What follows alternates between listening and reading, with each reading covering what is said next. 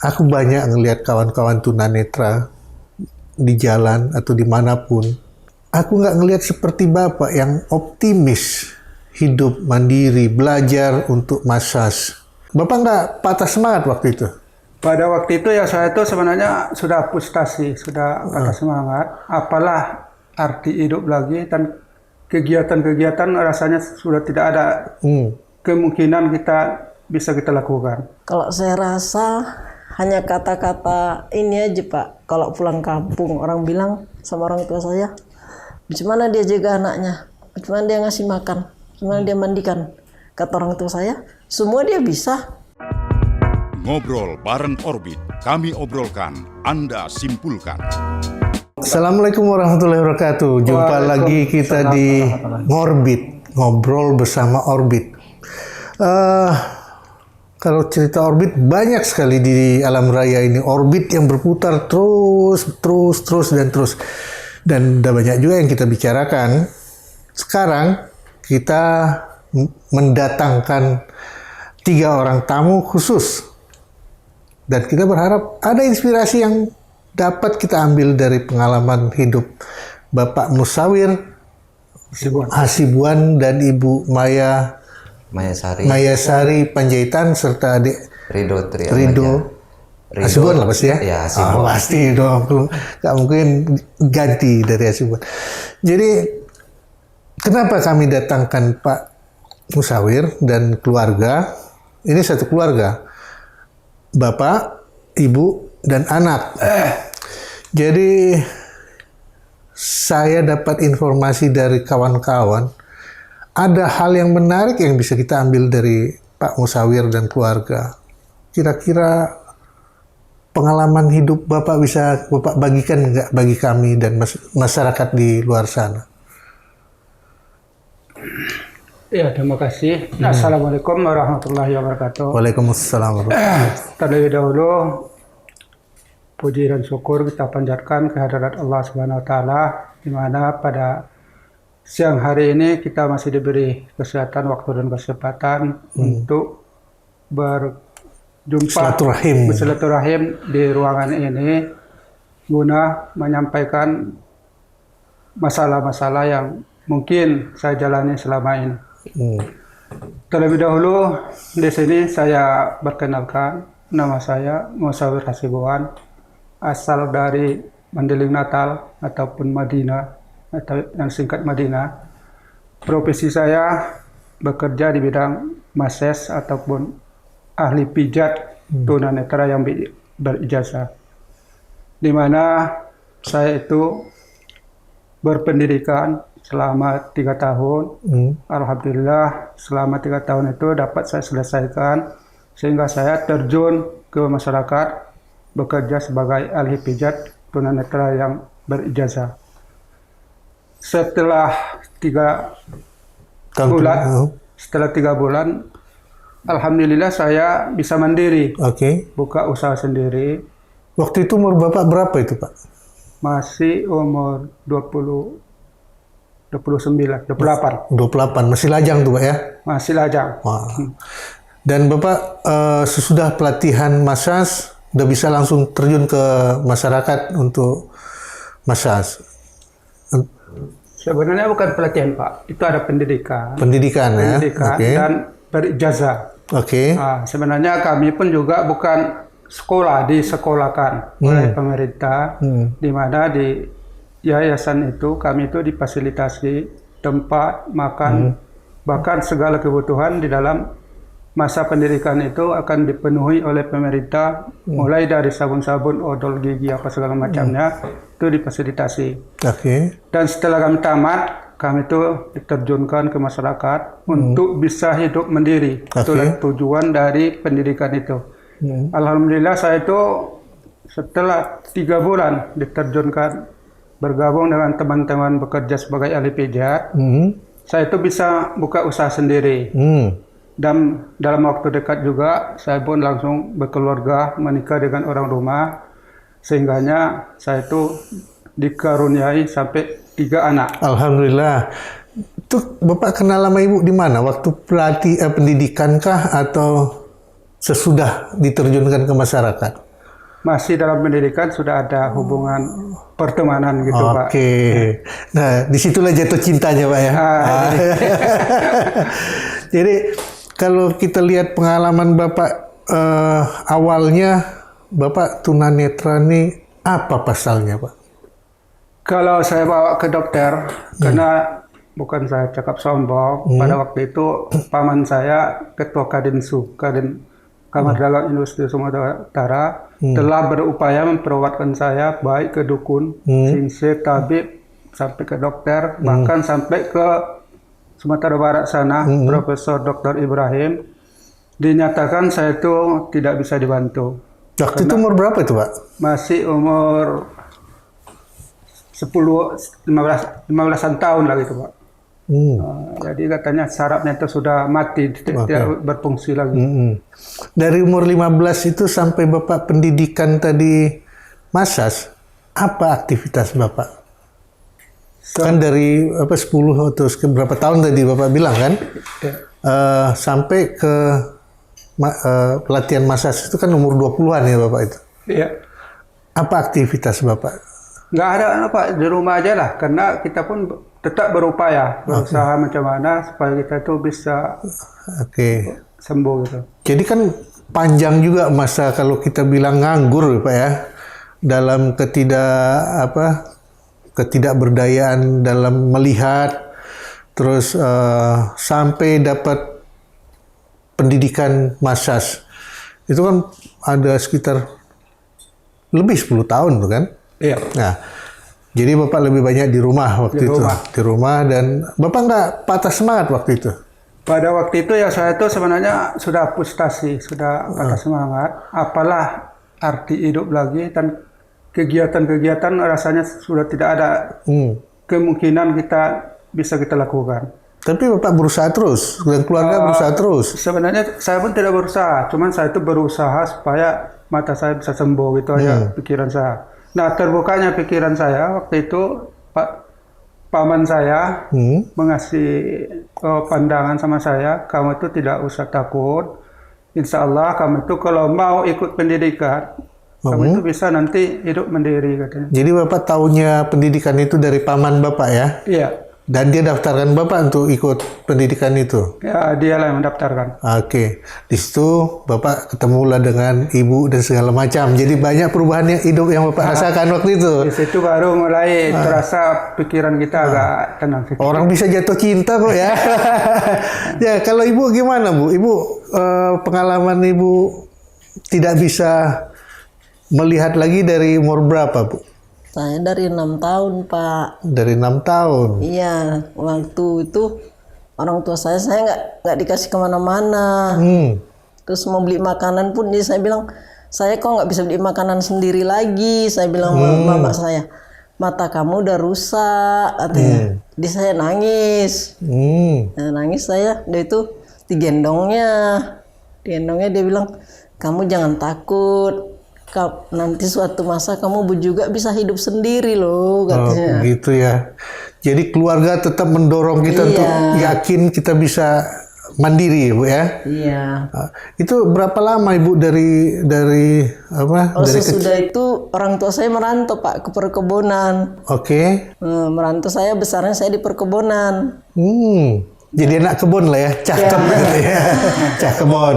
Kebetulan orang tua saya kan pemilih banyak, jadi bisa di kantornya. Jadi setiap minggu saya dibawa ke pantai kemana-mana. Jadi kan temannya tanya, kenapa bapak sayang kali sama anak? Yang lain dibiarkan, katanya. Dia nggak melihat loh Pak. Mana mungkin nggak melihat bagusnya kayak gitu matanya, katanya. Kamu lihatlah, kok nggak percaya, katanya. Sekali dilihatnya, oh iya Pak, maaf Pak ya.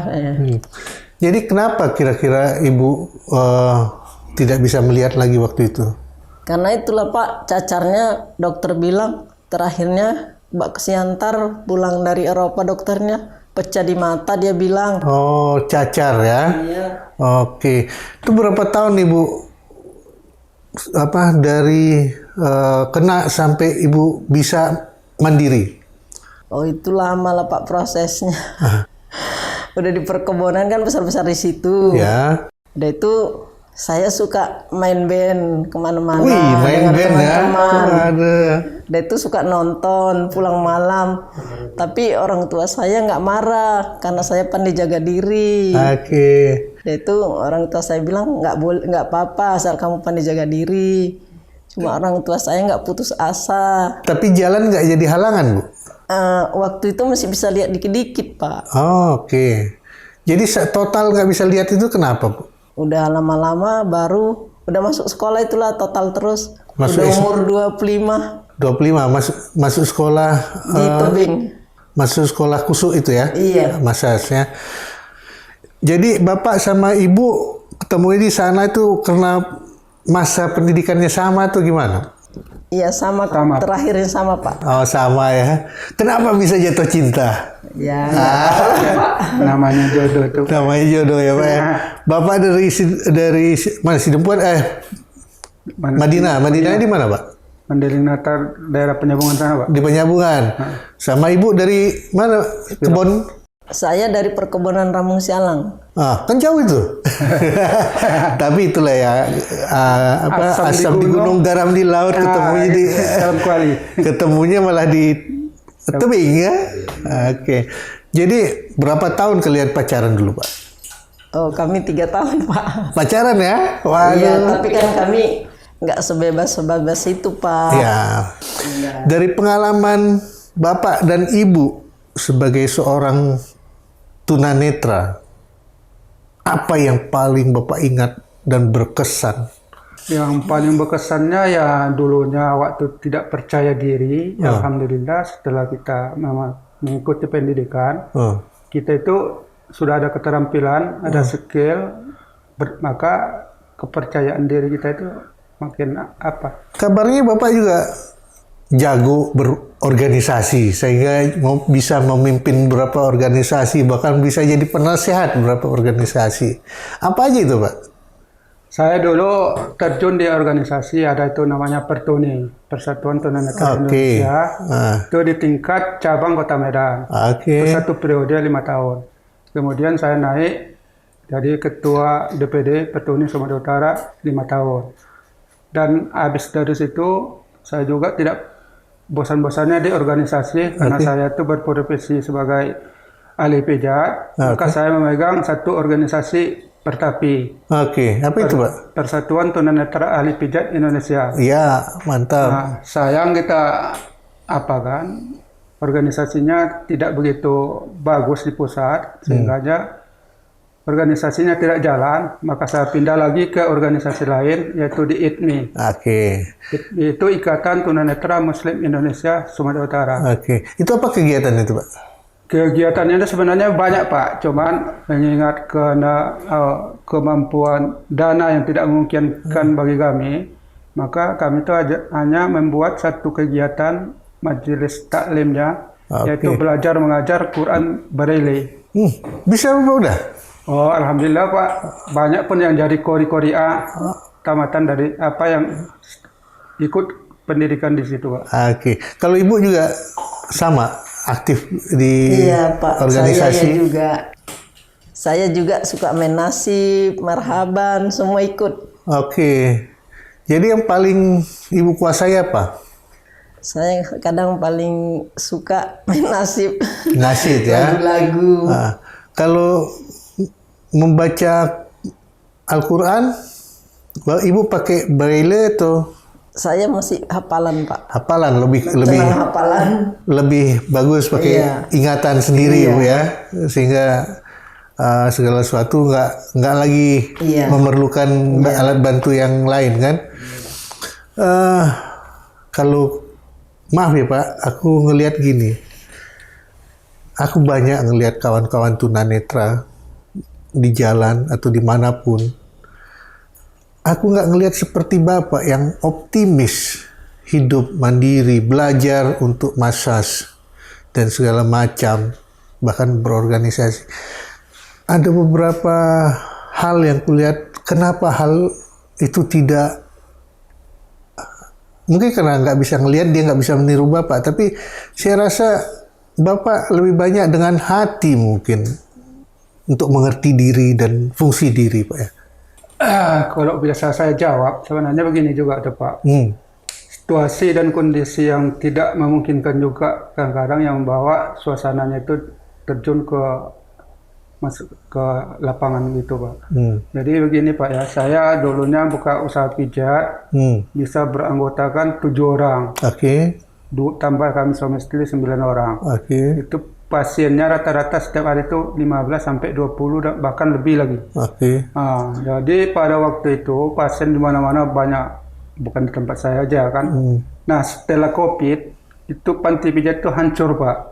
Hancur, nggak ada pasiennya. Bahkan selama 2 tahun 1 orang pun tidak ada yang mau datang pijat. Oke. Jadi sehingganya teman-teman ini tidak ada mau bertahan lagi bekerja sebagai ahli pijatnya. Banyak yang terjun ke lapangan. Itulah yang ngamen, ada yang minta, ada yang jual kerupuk, ada yang lain-lain lah. Kalau ya saya nggak bisa bilang itu nggak baik ya Pak ya. Tapi kalau saya lihat Bapak masih tetap bertahan. Apa yang bikin Bapak bertahan untuk tidak? Saya sebenarnya bertahan begini Pak, karena saya itu yang pertama ada dukungan dari anak. Yang kedua, saya itu kalau masih ada juga yang dimakan, saya itu kalau boleh, saya itu tidak mau menjadi beban sama masyarakat terjun tak minta seperti kawan-kawan gitu. Tapi saya lihat cerita Bapak tadi, Bapak punya 3 anak. Ya. Iya Pak. Anak ini semua laki-laki. Laki-laki Pak. Nah, gimana Bapak sama Ibu menyekolahkan mereka? Ya, gitulah Pak. Tadi kan sudah saya bilang bahwasanya dulunya pijat ini laris banyak pasien. Jadi boleh katakan kalau dari kebutuhan sehari-harinya itu terpenuhi lah ya. Penuhi, bahkan bisa kita menyimpan, menabung setiap bulannya. Jadi dari 3 anak Bapak sama Ibu, berapa orang yang berhasil Bapak bawa ke sekolah tinggi? Sebenarnya 3 berhasil Pak. Mereka itu duduk di bangku kuliah. Cuman ada yang nomor 1-nya gugur baru semester 2, berhenti, bahkan pindah lagi ke kampus lain, ambil jurusan lain. Nah, itu pun udah magang, udah mau nyusun skripsi, gugur, nggak juga jadi. Itu juga adiknya. Nah, yang berhasil cuman anak yang nomor 2 di bidang hukum. Jadi ada sarjana hukum berarti ya? Iya. Berarti paham betul dia untuk membela orang tuanya itu, Pak. Jadi kalau si Rido sendiri anak keberapa, Dok? Saya anak paling kecil, Pak, nomor 3. Nomor 3. Sekarang masih kuliah atau gimana? Saya sempat kuliah. Sampai semester 5.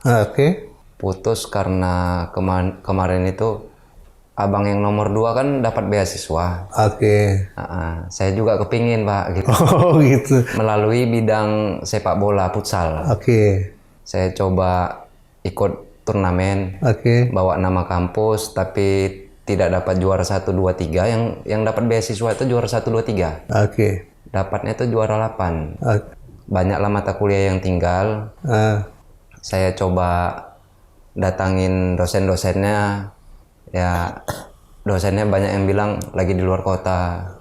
Sampai akhirnya saya sudah sewaktu saya kuliah itu saya udah ada calon. Saya udah berhubungan sekitar 2-3 tahun ya, 2-3 tahun gitu Pak. Ya, jadi saya putus asa memang waktu itu. Tapi putus asanya itu bukan karena orang tua bukan kan? Nah, aku pengen tahu itu apa yang bikin Rido tidak merasakan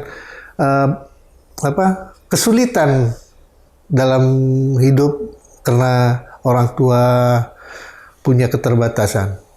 Tolong ceritain gimana rasanya jadi anak 2 orang tunanetra. Saya nggak ada pikiran kemana-mana Pak ya. Kalau orang tua ya itu udah takdir kan. Ya kita tinggal jalani aja gitu Pak. Tinggal jalani ya sebagaimana semampu kita untuk berjalan, menata ke depan itu seperti apa ya.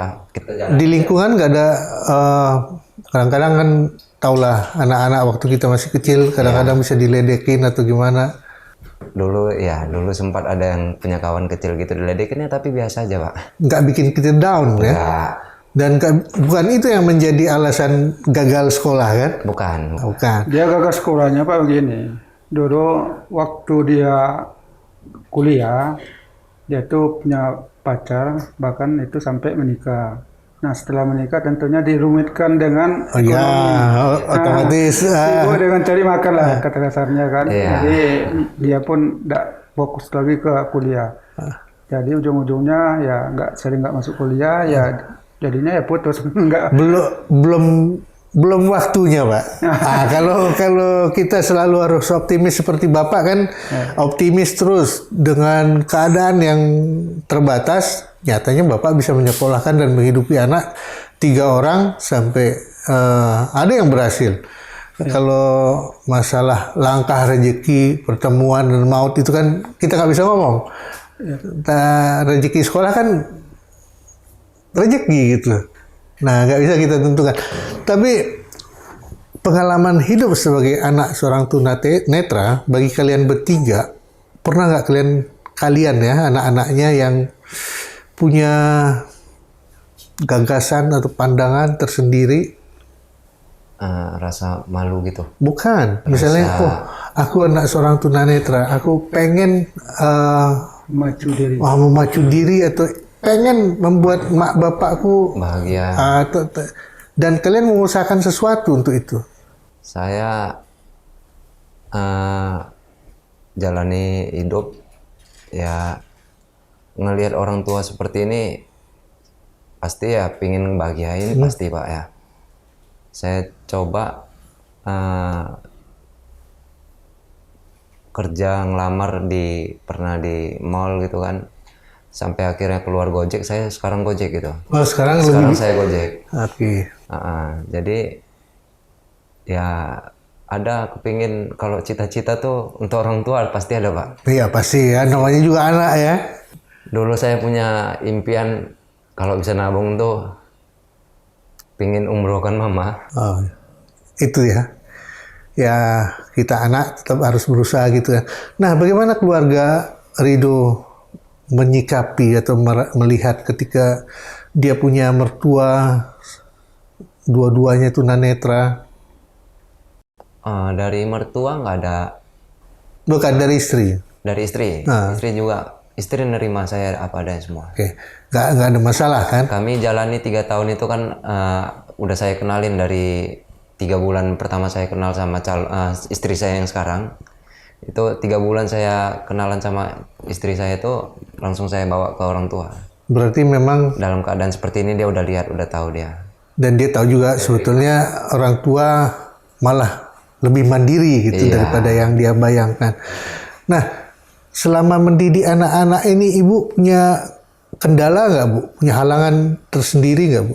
Kalau saya rasa hanya kata-kata ini aja, Pak. Kalau pulang kampung, orang bilang sama orang tua saya, bagaimana dia jaga anaknya? Bagaimana dia ngasih makan? Bagaimana dia mandikan? Kata orang tua saya, semua dia bisa. Ngasih makan, mandikan. Itu anaknya tidurkannya. Itu dia bekerja, katanya. Anaknya nggak nakal-nakal, suruh duduk-duduk, katanya. Dan kebetulan anak Ibu bisa pula nurut dengan apa yang Ibu minta ya? Iya Pak, asal pagi itu saja habis sholat subuh saya masak, terus saya mandikan 3-3, beri makan dulu baru mandikan, tidur. Nanti kalau saya ada pasien, kalau udah bangun saya suruh duduk 3-3, saya kasih mainan, udah nggak mau kemana-mana. Ibu nggak terkendala ngurus anak-anak itu kan? Enggak Pak, saya bertekad. Saya harus bisa mendidik anak saya, harus bisa menyekolahkan. Kalau udah siang atau jam 2, kami pergi belanja sama bapak ke pajak berdua. Jadi anak kami tinggal sebentar, ada kawan titipkan sebentar kan. Ya. Ada dulu kawan baik kali, mau dititipi anak sebentar. Udah kami belanja pagi biar saya cepat masak gitu maksudnya. Tapi Ibu sendiri yang nangani anak-anak itu? Dulu pernah juga dijagakan Pak, tapi rasanya nggak beres, jadi saya beralih jaga sendiri. Jadi sebaik-baiknya sama orang lebih baik sama kita ya Bu? Iya, makannya terurus awak. Dan nggak ada kendala sama sekali anak-anak itu yang bikin ulah atau kelakuannya gimana? Nggak ada Pak. Oke. Kalau Paham masih mereka ya? umur, iya, ngerti. Bahwa kan Pak, ada pasien saya itu, bawa aja Bu, nanti saya jaga di sini. gitu ya? Katanya. Saya bawa 3 ngusuk. Panggilan. Kalau Bapak panggilan, iya. Bapak kalau dalam hal mengurus anak ikut terlibat? Oh, ya pastilah Pak. Kerjasama itu dalam rumah tangga itu harus ada. Tanpa bantuan dukungan dari kita ya mungkin dia pun juga merasa kesulitan Pak. Seperti memandikan, membajui, yang ngasih makan ya terkadang. Ya. Itu nggak ada kesulitan bagi kalian berdua memandikan anak, mengurus bajunya segala macam? Nggak ada Pak, mudah-mudahan. Bagaimana kalian menandakan ini baju si abang, ini baju si ade? Itu dari besarnya bisa Pak. Oh gitu ya. Kurang. Perasaan tangan itu lebih peka jadinya Bu ya? Iya. Oke. Jadi ada satu hal yang ingin ku tahu juga Pak. Kenapa kalian bisa beda sama kawan-kawan yang lain? Apa kalian datang dari keluarga yang jauh lebih mapan atau bagaimana? Nggak juga Pak, awak lebih susah juga dari orang tua. Gitu ya? Iya. Memang saya waktu sama orang tua nggak pernah kerja keras. Oke. Mau makan aja disendokkan. Jadi ke dapur dilarang. malah dulu dimanja ya Bu Iya. ya? Oke. Sesudah dapat pendidikan di tebing tinggi, baru mandiri. Ya. Kak, maksud saya dengan kawan-kawan sesama tunanetra nih Bu. Iya. Nah, kalian bisa dari keluarga yang mapan kah sehingga kalian bisa sekolah, bisa dapat pendidikan yang baik gitu? Sebenarnya kalau dari situ Pak, saya menjawab, itu masalah pendidikan itu saya rasa semua teman-teman pun juga sama. Sama-sama berpendidikan, sama-sama tamatan dari BSBN Balai Dewasana di bidang Mases. Nah, cuman mereka ini ya seperti yang saya sampaikan tadi lah, yang dulunya pasien banyak jadi apa? Lebih banyak karena dampak dari COVID sehingga mereka itu satu. Yang keduanya ya mungkin percaya dirinya kurang, jadi sehingganya dia tuh sedikit-sedikit merasa kesulitan. Jadi kita tetap percaya diri Pak, kalau masih ada masih ada yang dimakan ini hari, ya kita tetap bertahan. Ya, karena Bapak yakin bahwa segala sesuatu itu ada yang ngatur kan? Itu pasti ada. Oke. Dalam kesusahan sekalipun, masa mana yang paling susah kalian rasakan? Ketika anak kecil atau ketika anak masuk SD, SMP, SMA, dan kuliah? Udah kuliah ya Pak? Udah kuliah. Sulitannya di mana Pak? Ya di biayanya lah. Di biaya. Kalau waktu SMA kan juga biaya besar juga Pak? Biayanya belum seberapa Pak, karena hanya SPP-nya aja kan. Nah, kalau SMA dia harus keluar dari rumah atau bagaimana? Ada yang kos atau? Nggak ada Pak. Nggak ada, mereka tetap tinggal sama kalian? Ya cuman biaya buku-bukunya, jajannya, keperluan-keperluan lainnya, kan banyak kalau di kuliah kan. Itu dari mana Ibu menyisihkan itu Bu? Kami kan kerja berdua Pak. Oke. Yang dari kawan-kawan kami untuk sewa rumah. Ya. Yang kami berdua untuk belanja, untuk anak apa jajannya, untuk uang sekolahnya, itulah Pak. Bagi-bagi. Tapi pernah nggak masa tersulit yang kalian rasakan? Oh pernah juga lah Pak. Yang buat kalian patah semangat. Kira-kira kapan atau di mana? Kalau patah semangat kali nggak pernah juga Pak. Karena gini, kalau waktu dulu rasanya kan begitu kita berdoa, sholat, tahu-tahu pasien udah datang. Kalau masa tersulitnya itulah Pak, waktu masa COVID dulu, tahun 2000-an itu, itu satu pun pasien tidak ada yang datang, sehingganya ada pun tabungan kita sedikit yang kita kumpul-kumpul selama ini. Mantap lah Pak ya, makan tabungan. Makan tabungan.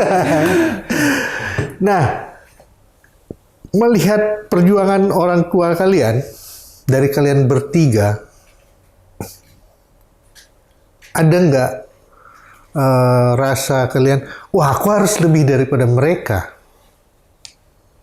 Ya ada Pak. Ada. Tetapi kenapa gagal? Ya gitu. Kalau tadinya saya kepingin memang seperti abang saya juga, yang nomor 2, alhamdulillah dia tuh sukses. Dia udah jadi pengacara, ada kantornya, dan dia sempat juga kemarin ikut DPD Pak ya. Iya. Oh, sempat itu jadi mau calon DPD kemarin. Dapat suara banyak nggak? Oh, lumayan Pak, dapat nomor 2, cuman nggak mencapai target. Oh ya, karena banyak yang nggak capai target Pak. Memang suara terbanyaknya suara nomor 2 Pak. Berarti kan secara prinsip kalian bisa membangun keluarga kalian menjadi keluarga yang stabil dan punya kepercayaan diri yang kuat untuk maju jadi calon senator. Itu berat, lebih berat kayaknya daripada caleg mungkin. Itu siapa yang memberikan semangat itu Pak? Bapak kah atau ibu kah atau anak-anak yang lain kah? Nggak ada Pak, cuman atas kemauan dia sendiri. Dan Bapak senang kayak gitu? Ya Pak, sudah. Apa yang Bapak rasakan yang paling bangga dari anak-anak Bapak? Ya pertama dia punya gelar. Yang kedua profesinya Pak. Profesinya bisa dia menjadi lawyer, menjadi kuasa hukum, dan duduk pula di Kejaksaan Tinggi sekarang. Kemudian bisa membantu kesulitan awak di mana perlu awak bisa dia bantu. Itulah masa bangganya Pak. Kalau Ibu, di mana kebanggaan Ibu? Kalau saya kadang-kadang gitulah Pak, kadang kan saya sering keluar pengajian, arisan. Kalau saya minta uang itu nggak pernah nggak dikasihnya, tetap diusahakan gitu. Dan anak yang paling dekat dengan kalian, yang selalu membantu kalian setiap saat, apa Rido? Hampir semua sama ya Pak. Nggak kan, kalau Rido yang ngantar-ngantar kalian pastilah ya. Kalau orang tua nggak mau bedakan anak-anak ya Pak. Alhamdulillah bagus. Kayak gitu. Tapi Rido, kalau Rido lihat saudara-saudara sendiri, abang-abang menyikapi kondisi keluarga waktu sulit bagaimana? Kan Bapak bilang waktu COVID itu dia sulit betul.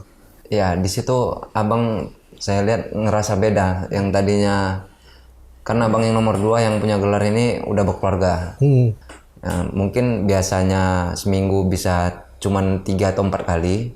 Nah ini hampir tiap hari dia datang karena masa-masa COVID itu susah. Ya mendorong kebutuhan untuk orang tua lah. Mendorong semua untuk bisa stabil ya. Kebutuhan stabil. Terus anak 3, cucu berapa Pak? Cucu 5 Pak. Wih banyak. Dari anak yang nomor 2, 3. Dari Ridonya 2. Oh, yang anak nomor 1 belum? Belum berkeluarga? Belum berkeluarga. Oh, apa karena membantu Bapak atau gimana dia belum berkeluarga? Itu memang betul Pak. Ke Bandung, ke Jakarta, dialah teman kami. Dia di mana tinggalnya? Di rumah. Sama orang tua. Sama orang tua. Rido juga? Enggak, saya di Jalan Merak Sunggal, Kasuari. Beda jauh loh ya. Yang tinggal sama Bapak cuma tinggal 1 sekarang? Iya. Pak, yang kami lihat ada sosok seorang yang mengayomi, sifat mengayom di Bapak. Bagi kawan-kawan, apa yang Bapak ajak mereka selama ini? Bagaimana cara Bapak mengajak mereka selama ini untuk bisa tetap berdiri di kaki sendiri? Waduh, kalau saya bilang kayak gitu banyak lah Pak. Namanya kita itu selaku Dewan Penasehat di dalam organisasi Pak kan. Tentunya kita itu memberikan saran-saran terbaik macam mana menjalani hidup ini, harus tabah, sabar, hemat, yakin, percaya diri, ya segala macam lah. Namanya kita pengayom organisasi Pak ya. Ada nggak yang berhasil karena saran-saran Bapak? Ya alhamdulillah banyak juga Pak yang nggak terjun sampai minta-minta seperti yang Bapak. Ya, ya seperti kita lihat, itu seperti masyarakat lihat di lapangan, Ya, kan? di lapangan ya banyak juga. Ada dia cuma jual kerupuk, yang penting dia berusaha kan gitu. Ya. Kan. Ada lagi yang ngamen lagi di galon-galon. Oke, ya saya juga beberapa kali ngelihat kawan-kawan tunanetra ngamen di galon memang. Iya. Ya, adalah yang diusahakan dia ya. Iya. Dia tidak ngangkat tangan begitu. Tidak menadakan tangan mengharapkan belas kasihan orang kan. Karena kalau Bapak perhatikan dari kawan-kawan lah ya, cerita kawan-kawan Bapak, sehari rata-rata kalau dia mau berusaha baik, dia bisa dapat berapa Pak? Kalau untuk sekarang ini susah Pak cari duit. Kalau macam yang jual kerupuk itulah kok saya bilang kan, ya itu diambil modal 5.000, dijual 10.000, dapatlah keuntungan 5.000 kan. Lakunya ya paling 20 bungkus. 20 bungkus. Dapatlah 100.000. Nah, ada yang mengasih tip lebih sedikit, sedekah, atau segala macam kan. Nah, pokoknya itu rata-rata yang cepet limpul 100.000 satu hari dapat mereka. Dan itu cukup untuk keluarga seorang tunanetra? Kalau dibilang cukupnya itu nggak cukup Pak, cuman ya dipala-palahi lah ya. Dipala-palahi lah, karena ada anak 2-3, sementara dia nyewa rumah lagi, di mana lagi biaya air, lampu segala macam, biaya hidupnya lagi. Ya. Kan? Nah, dalam kondisi seperti itu, semenjak COVID terutama yang Bapak cerita bahwa kalangan penyandang kebutuhan khusus lah seperti Bapak kan, dan ada nggak kepedulian dari kawan-kawan di pemerintahan? Aduh, kalau saya bilang nggak ada, nanti ada Pak. Ada. Cuman tidak terfokus kayak gitu. Paling dapat bantuan seperti sumbang-sumbangan, ada memang. Dan itu bisa dipakai untuk menunjang kehidupan dan aktivitas harian? Oh, nggak bisa lah Pak. Nggak bisa? Nggak bisa. Itu istilahnya dibantulah untuk makan seminggu gitu kan. Gitu ya? Ya, dapat sedikit, nanti paling makan 2 hari 3 hari ya udah habis. Kalau Bapak yang udah punya anak, yang udah berusaha, udah bekerja, bahkan tiga-tiganya udah bisa membantu Bapak, bagaimana pula dengan kawan-kawan kita yang lain gitu? Kawan-kawannya lain sebenarnya banyak juga yang membantu anak-anaknya, cuman tidak semua seperti itu Pak. Ya, memang agak sulit sih kalau kami membandingkan kondisi kami dengan Bapak, pasti jauh bedanya dan banyak beda tantangannya. Nah, dalam tantangan hidup yang serba gelap, kami bilang, bagaimana kalian melihat dengan cara yang lain itu? Melihat melihat potensi kerja, atau melihat, sehingga nggak ada salah dalam yang kalian kerjakan, seperti memandikan anak dan segala macam tadi. Jadi kalau kami itu Pak, boleh katakan mengandalkan insting, perasaan. Oke. Nah, jadi apapun yang kami lakukan dari perasaan dan keyakinan serta percaya diri kami bahwasanya ini ya sudah betul gitu kan. Nah, seperti menyeberang jalan kan, udah dengar udah sepi, tidak ada apa-apa, ya kami percaya diri aja Pak, nyeberang gitu. Cuman ada dibantu tongkat, ya tahulah orang nanti bahwasanya waktu tunanetra bahkan kendaraan yang sekarang gitu lah. Nah, pernahkah kalian ngerasakan sulitnya beradaptasi dengan masyarakat umum? Nah. Ya pasti ada lah Pak. Itu namanya kita itu ada kekurangan, itu pasti ada diskriminasinya. Tidak semua manusia itu mengutamakan ataupun menyambut kita dengan baik, bahkan banyak sekali manusia itu yang meremehkan. Apalagi kami ini tunanetra nampak, ngapain dia kesini? Buat apa aja, gitulah kan. Cuman kita itu ya kita sudah biasa menghadapi hal-hal seperti itu, tidak ada masalah sama kami. Sakit hati nggak Bu kalau mendapatkan hal seperti itu Bu? Kalau sekarang enggak lah Pak, tapi kalau dulu mula-mula keluar sakit hati juga.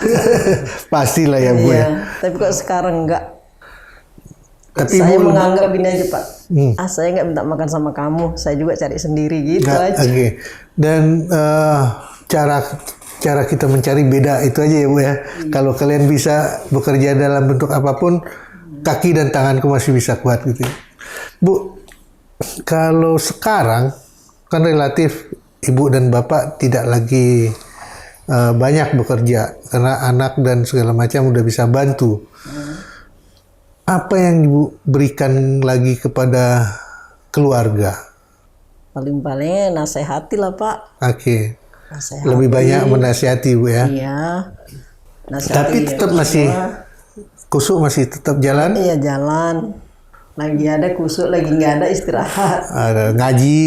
Ngaji lah. Terus apa? Kayak biasanya. Nasid gitu Bu ya. Iya, kegiatan saya. Mama kalau belum ada pasien, kalau belum datang pasien, Mama tuh sukanya Belajar ngapal. ngaji terus Pak. Ngapal ngaji. Berapa terus. juz Bu?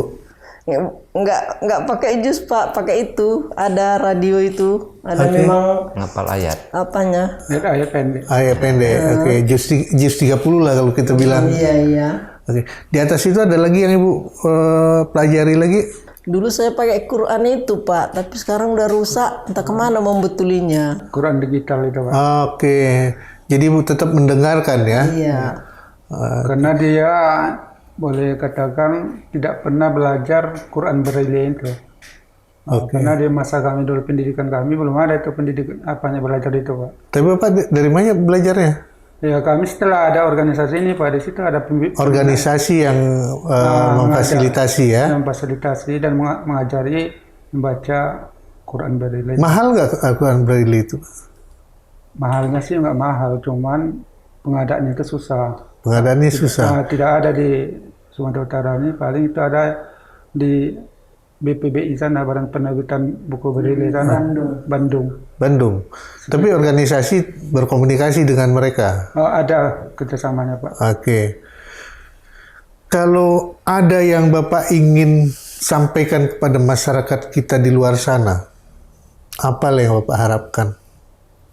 Kalau yang diharapkan Pak ya seperti kami ini selaku tunanetra, tentunya kami ini punya kekurangan. Mohonlah diperhatikan apa keinginan kami itu, juga di dalam kepemerintahan juga seperti itu. Jadi yang tahu dengan kebutuhan, keinginan kami, kekurangan kami itu adalah kami sendiri. Jadi, mohonlah kami itu diajak duduk sama, baik di legislatif maupun di eksekutif. Oke. Jadi Bapak belum merasakan bahwa kalian terayomi oleh pemerintah secara penuh? Ya, kalau boleh dibilang ya, belum lepas, masih jauh dah dari harapan kita. Kalau mau ke kantor lurah, kantor camat, kalian bisa dapat akses yang baik? Jalannya, tangganya, atau segala macamnya, nyaman nggak? Kalau sekarang belum ada sih Pak, cuman tidak semua. Ada satu-satu kantor gubernur, di kantor apa semua. Ada, cuman tidak semua sampai ke kantor lurah itu belum ada. Ini pandangan kami, mungkin Ridho juga mengalami mungkin ya. Kalau di trotoar, kalian merasa dihargai gak? Sebab di trotoar itu kalau kami lihat ada jalan yang dibuat khusus buat tunanetra, disabilitas. Itu udah memadai belum? Ya belum lah Pak, masih jauh lah. Karena itu masih digunakan kadang-kadang untuk pedagang kaki lima. Orang jalan kaki juga tidak mau kadang mengasih kita lewat. Pernah nggak kalian celaka gara-gara itu? Oh ya sering lah Pak. Apa contohnya Pak? Ya kadang-kadang kita ada menabrak entah kayu-kayu, entah bangku-bangku, entah jualan orang di kaki lima itu kan. Nggak pernah jatuh gara-gara itu? Dia salah dia membuat jalur? Kalau di jalurnya enggak Pak, cuman di luar itu kan ada parit itu kan, kadang-kadang kita lewat dari pinggir parit itu ada juga kawan-kawan yang jatuh gitu. Waduh, itu kalau udah jatuh itu gimana itu ya?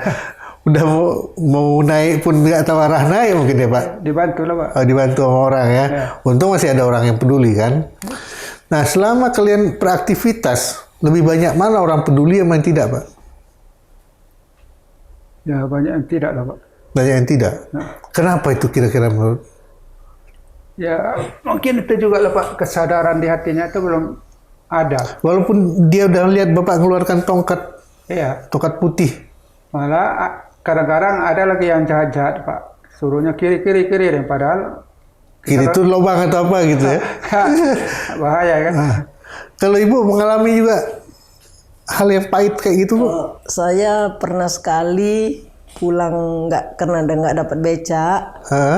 Orang bilang kiri-kiri, saya nggak mau nurut. Saya cari aja jalan sendiri. Oke. Pakai tongkat juga Ibu? Iya. Oke. Itu tengah jalan baru dapat becak. Jadi nggak pernah lah dikerjain orang atau salah gara-gara infrastruktur pemerintah ya? Nggak ku dengarkan. Jalanku sendiri aja ku perhatikan.